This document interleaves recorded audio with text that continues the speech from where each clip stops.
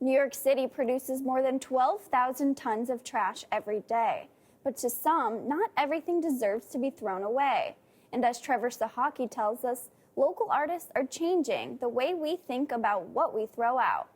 Wheelchair attendants pass through this lane dozens of times every single day, but they say their tip-based wages aren't adding up anymore.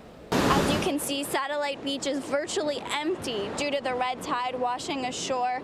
Tourism is also down, and officials say it could take weeks to clean up.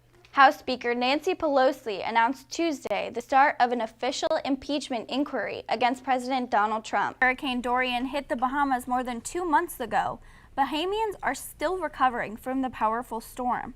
UCF students can expect to pay around $750 a month for a 4-bedroom, 4-bathroom off-campus apartment just like this one. Couples looking to walk down the aisle in Florida may have to do some mandatory reading if a proposed bill goes into effect. This mural outside UCF's student union is of Drew and Juan, a couple who went to UCF who were among the 49 killed at Pulse nightclub on June 12, 2016.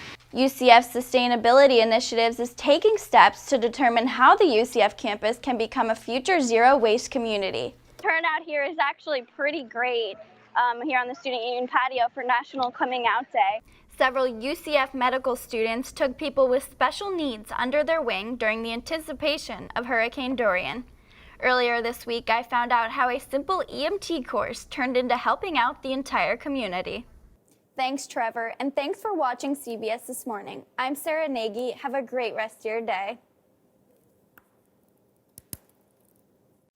Affordable housing is something that many students struggle to find, and it is an issue that is rarely discussed. According to a recent FAFSA report, there are about 3,500 homeless college students in Florida. Florida Representatives Anna Escamani and Carlos Guillermo-Smith, as well as County Commissioner Emily Bonilla, came out to UCF to speak on affordable housing for students on Tuesday night. The myth that if you can afford tuition, then you're not homeless. And I think we need to dismantle that and realize that there's probably homeless students in this room right now. College students sleeping in their cars, on couches, and even on the street is more common than most would think. County Commissioner Emily Bonilla says this issue hits home to her. I was also a homeless student in college, so I was couch surfing when I was going to community college. UCF students can expect to pay around $750 a month for a 4-bedroom, 4-bathroom off-campus apartment just like this one. Students at the town hall on Tuesday pleaded for their elected officials to do something about this. I think that housing, food, and transportation are essential to educational outcomes, and I came here to voice my concerns about that and the, in my opinion, failures of the county to be able to take that on properly.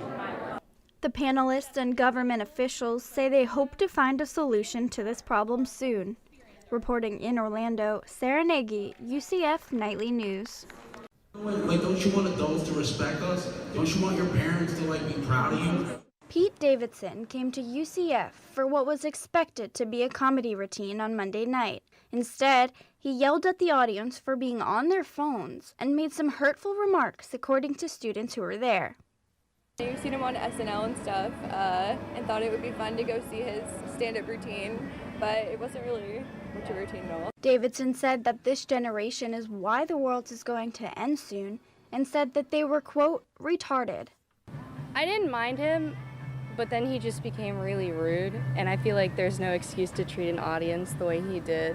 He wanted us to laugh at his jokes after, and no one really would. Students then took the situation to Twitter to make light of the experience. One joking that Ariana Grande was at the VMAs, while her ex-fiancé Pete was, quote, yelling at college students. A lot of the tweets noted he made them feel uncomfortable. Me and my friends were just really uncomfortable after a moment because it was going on for a really long time. He just kept reiterating his points, and we're like, okay. And, nothing was funny after that. A lot of the students said they are no longer fans of his. Reporting in Orlando, Sarah Nagy, UCF Nightly News. Members of the UCF community sat down to discuss issues like racism and hardships in the Afro-Latino community in honor of Black History Month. The panelists who joined the conversation consisted of all Latino women ranging in color. One of the main points they emphasized was that they were all nonetheless Latina, but some faced more racism growing up due to their darker complexion. I was always too Latina to be black and too black to be Latina, panelist Gloria and Sasha Antonetti LeBron says. Blackness and racism is a topic that we tiptoe around in the Latino community. We are very diverse racially, but it doesn't mean that we don't have racism in our community. Colon, one of the organizers of the panel, says this topic is not touched on enough. It's very seldom that you get a group of folks, from academia, from community to come together and talk about this topic. And it's also Black History Month, and we wanted to honor blackness in our community and our African heritage in our community. Wanda Raimundi Ortiz, a UCF professor, uses art to share her Afro-Latino roots with the world. I use it as an opportunity to try to explore what I didn't know and what I didn't understand. One of the first pieces that was like the gateway was a project where I was trying to do self-portraits to understand who I look like.